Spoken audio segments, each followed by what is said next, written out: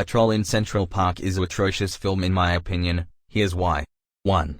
The main reason for why the film has been universally hated so much is that it has an overly light and juvenile tone with extremely childish and intelligence-insulting writing, even for animated film standards, especially when it's coming from Don Bluth of all people. And given how most of Bluth's previous and later films had darker, more serious tones, it makes this film's brainless, sugar-coated nature stick out like a sore thumb in his film catalogue. Granted, they do have funny moments, but those never overstayed their welcome. 2. Poorly written characters that are mostly total dimwits or utterly pointless, and in general have very flat characterizations with nothing else to offer to their personalities aside from just one or two character traits or quirks. 3. The unlikable characters never shut up, like in The Magic Voyage, which also starred Stanley's voice actor, Dom DeLuise, and Felix the Cat, the movie. 4. Bad script, bad story plot, and bad storytelling.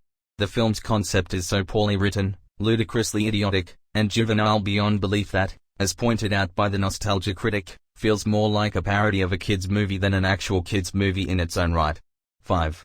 Despite Stanley being the main protagonist and getting a fair amount of screen time, he barely does anything important until near the end of the movie when he fights Norga, as Gus and Rosie are the only characters that do anything substantiate in the film, and they are just major characters. 6. Rosie's crying is incredibly annoying and obnoxious throughout the entire film. 7.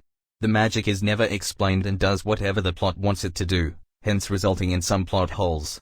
For example, at one point, Stanley enlarges Gus's toy boat which he repaired, transforming it into a dreamboat to save the kids, and they escape together using his green thumb. But it was never established that it could do that, and so far, it has only been shown to be able to grow flowers. 8. The scene where Gus cries in ocean when being cursed by Norga is a rip-off of the same scene from Disney's 1951 Alice in Wonderland, 1951. 9. Stanley himself is an annoying and unlikable character who is a coward, and even Gus mentions it to him.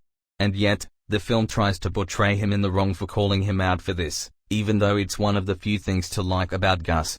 And 10. Other than the animation errors, the movie also has problems with its continuity as well. End of review/rant.